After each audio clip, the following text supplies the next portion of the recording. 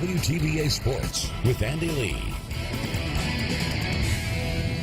Some big-time bull riders showed off their skills last night in Tupelo, but it was for a good cause. Tupelo native Bobby Bratton bravely battled brain cancer for 17 years. Bratton lost his fight in June, but his spirit lived on last night at a bull riding event in Tupelo.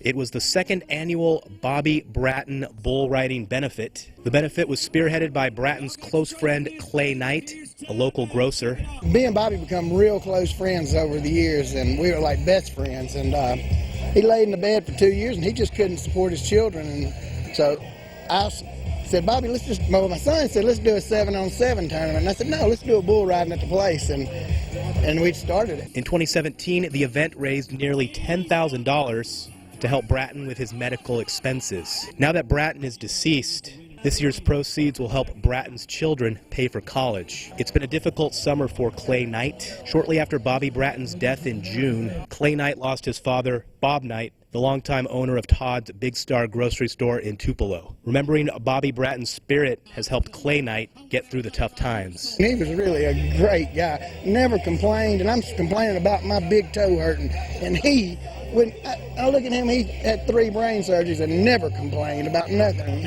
You know, we got to be grateful for what we've got and help people that are in need like this. Great event. Clay Knight tells me he plans to continue the event next year with a new and deserving beneficiary. Moving on, we're 2 weeks into the NFL's preseason, and Denver Broncos quarterback Chad Kelly continues to be one of the biggest stories.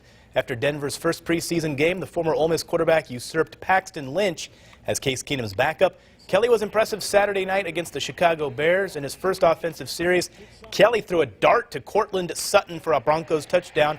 Once again, Kelly was the only Denver quarterback to throw a touchdown pass. He completed 7 of 9 passes for 90 yards to go with the TD. But Kelly says he's far from a finished product. I mean, I got to put in way more work. You know, I got to see things way quicker. I got to be able to make the deep throws, the hard throws that when they're contested and guys are running wide open, you can't overshoot a guy, you know. Who are the most overrated and underrated coaches in college football? We all have our opinions, but the college football writers at CBSSports.com polled 20% of the 129 active FBS coaches to get their thoughts. The coaches responded under the condition of anonymity. Florida State's Willie Taggart and Penn State's James Franklin were voted the most overrated coaches by their peers. Taggart and Franklin each received 20% of the vote.